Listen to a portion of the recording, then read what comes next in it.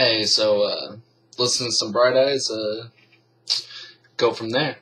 Get some depressing shit, and maybe we'll get uplifted after, as is wont to happen with that nonsense. Gonna go with a double poem here. A little bit of duality. I think they complement each other in the yin-yang sense. Could be true, could be not. I don't know. I think so. I think they make a good mirror of each other. But we'll find out. Alright. First one is, Katie came over tonight. And it goes, Katie came over tonight. She knocked on the door even though she had a key, and I had left the deadbolt unlocked. A month gone by since I saw her last, when she broke up with me while I was at the bar down the street. I still go to that bar, and I still sit in that seat. A haven for drinking is free from the disease of breakups. I let her in and she hugged me, fitting just as perfectly as the first time, so long ago at the college where we met.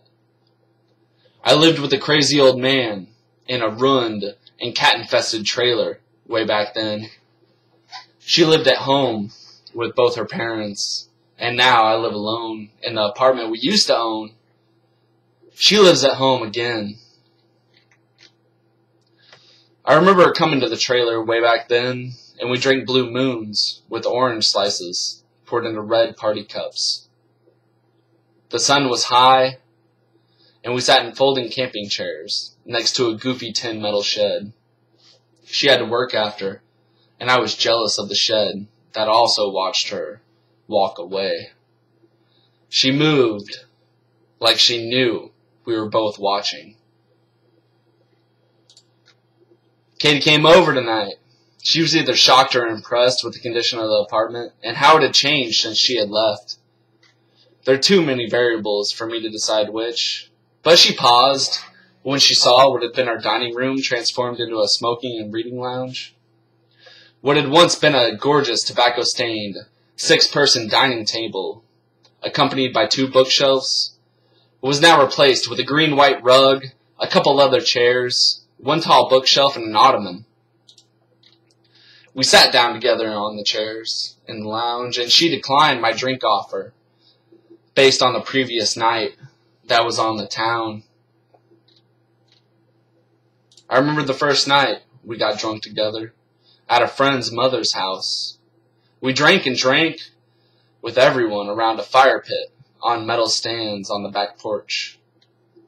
She spent most of the night on my lap, and I mostly sat in a green folding chair. We didn't kiss that night. Instead, we went to bed and grinded together, both fully clothed, like sandpaper and hard wood. She was still with someone else. Much later in our relationship, she admitted to coming in her pants, and I admitted the same. Katie came over tonight. I made her a drink of coconut water I had saved in the fridge since she left. And she asked, "Who are you listening to?" I replied, 21 Pilots, a band I stumbled upon while searching for a song for you. He sounds like MC Chris. That's what I thought before I knocked on the door. He sounds like the baby of MC Chris and Bo Burnham. Years before, we only listened to Bright Eyes, the band of Conor Oberst, and 1 album in particular, I'm Wide Awake It's Morning. We lived in a small apartment then, and didn't have internet nor television. Just wine and conversation. But I wrote, and I would be gone for days at a time. I was never physically gone, but my mind was elsewhere. Katie began to miss me, and started looking elsewhere. A man she knew before we started dating still had an interest, and he took her out many times for hiking, drinking, roller derby watching. I assumed she was gone in the final and crushing sense, where 2 lovers can be in the same room and never say a word. I assumed she had left the life we had created to pursue another man. So I slept with another woman. We were both wrong. Katie came over tonight. She looked at me sitting in my chair and started crying like the floodgate on a dam, letting just one slow release of tear from each side of her face. I've seen her cry 100 times. There have been tears of anger, the type that rush down her cheeks and smash onto the ground without a bat of the eyelash.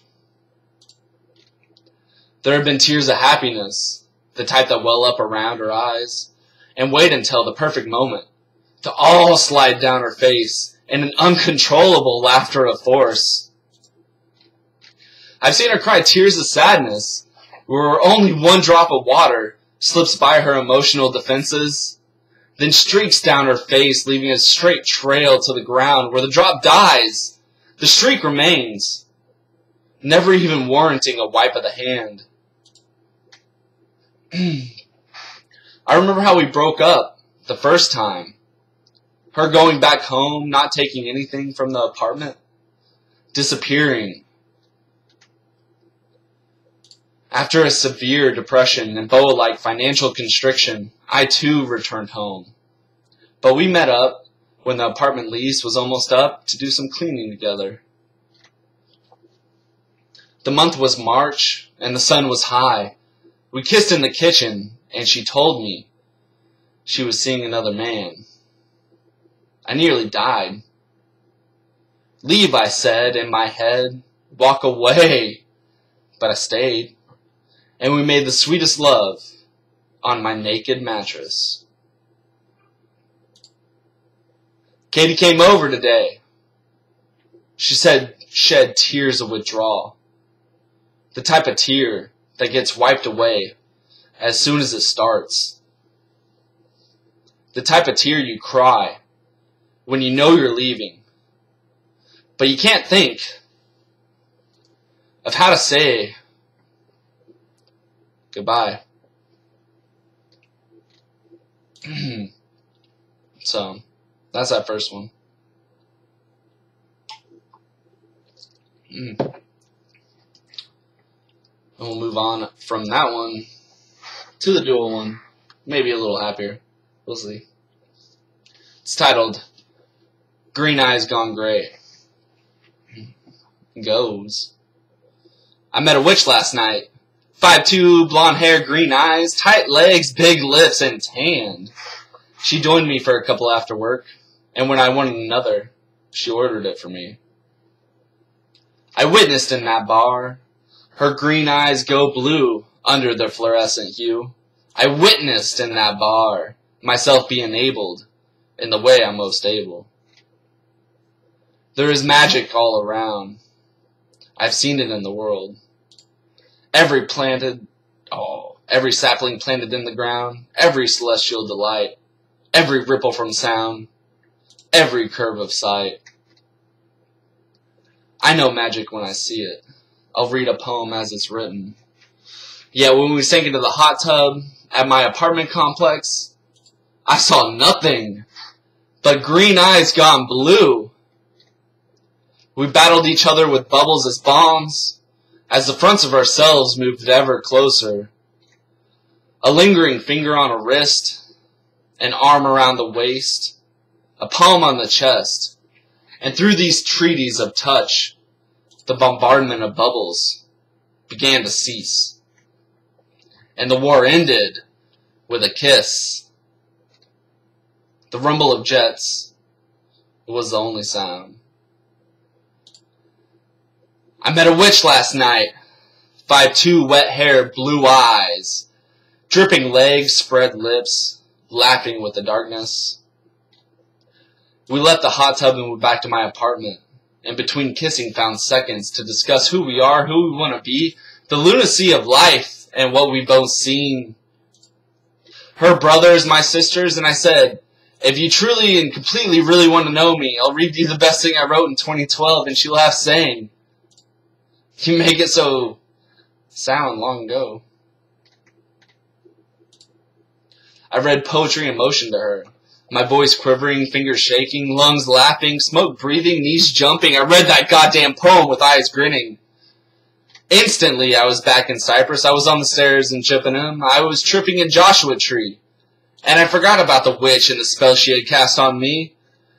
I finished the reading, clean and exhausted, then turned to my companion and saw green eyes gone gray. And we kissed and kissed and kissed. And I thought, if I can barely capture a poem in motion, how the hell can I describe magic? And that's that one.